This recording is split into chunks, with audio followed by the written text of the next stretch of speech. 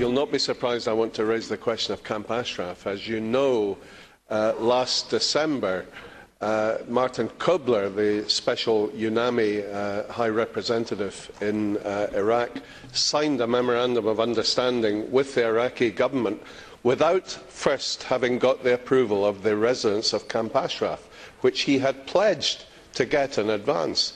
Nor was he acting in accordance with the wishes of the UN Secretary-General, who said the Ashraf people must approve the MOU.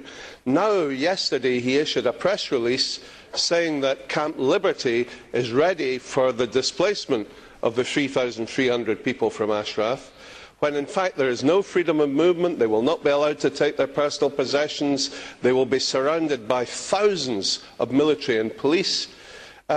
This is not a refugee camp. This is fundamentally a prison. Please, can you insist that the Iraqi government upholds their obligations and don't allow them to get away with this kind of unorthodox treatment? Thank you. Well, as you know, I've raised these issues with the Iraqis from the beginning. You and I have been in many dialogues about this, and rightly so. It's a very worrying situation.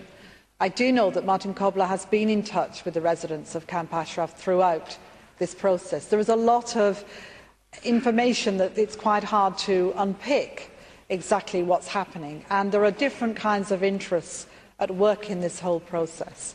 He will be here tomorrow, and I know he's meeting with you because he knows not only how important this is to you, but how important it is to members of this House. And we'll be meeting with him tomorrow to make sure that those messages get through. Onorevole Kelam. Grazie mille, President.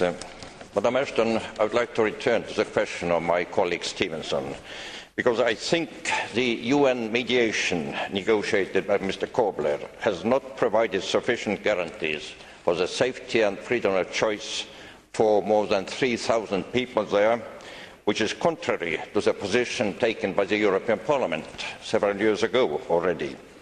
Because Iraqi authorities have clearly violated the relocation program, launching missile attacks against the camp.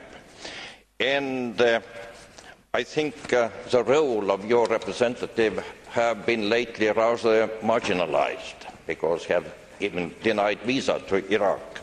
So my question is, if you said that the relocation to Camp Liberty is way to the future, I think is a very ominous way, and I urgently call upon you to use your authority to speak more vocally and more decisively to solve this humanitarian crisis, which is still pending, because these are people who are consistently advocated for truly democratic, secular and nuclear-free Iran, what we need. Thank you.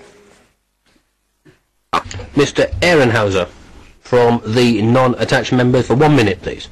Secondly, on Camp Ashraf, the deadline's been put off, the deadline by which it's to be moved. There is the suggestion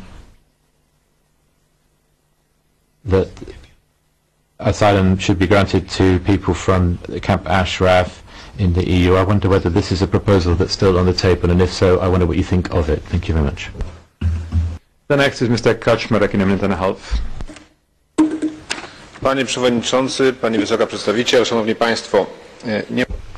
Thank you very much, Madam High Representative, ladies and gentlemen. I don't think there's any doubt that the European Parliament has to speak out on the atomic program of Iran.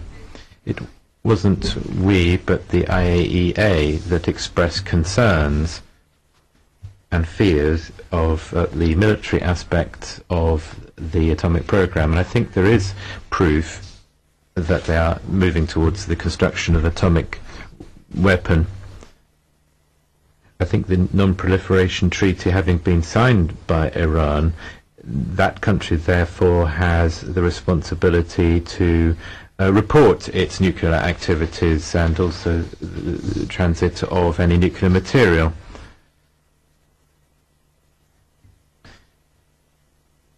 The Security Council, in its resolution 1929 of 2010, called on Iran to do its bit. It was the Iranian government, however, that threatened the peace and stability of the region, not us. I would ask the High Representative to ensure that she doesn't forget the very difficult situation in Camp Ashraf, as has been mentioned by a number of other colleagues. These are problems that we will need to solve together. I thank you, and I thank you that you kept within your time slot. The next to speak is Mr. Stastny in a minute and a half. Thank you, Mr. Chairman.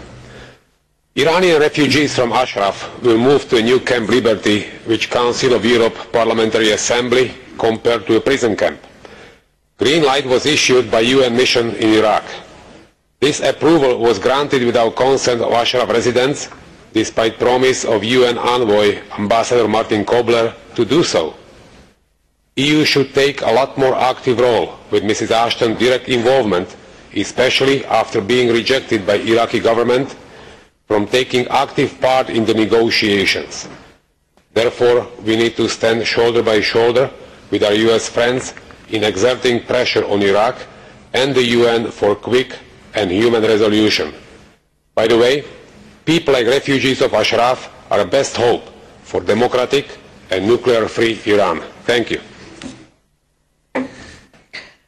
Colleagues too, of course, mentioned the fact that Camp Ashraf has an Iranian population, and I've already mentioned a couple of times in our question hour the importance that we attach to trying to find a satisfactory resolution for the people of Camp Ashraf. My concern is straightforward.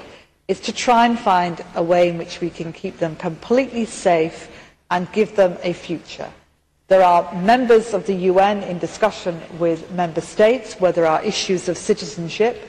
There are the members of the High Commission for Refugees who are engaged with this, and Martin Kobler, who, as I've indicated already, will be here tomorrow.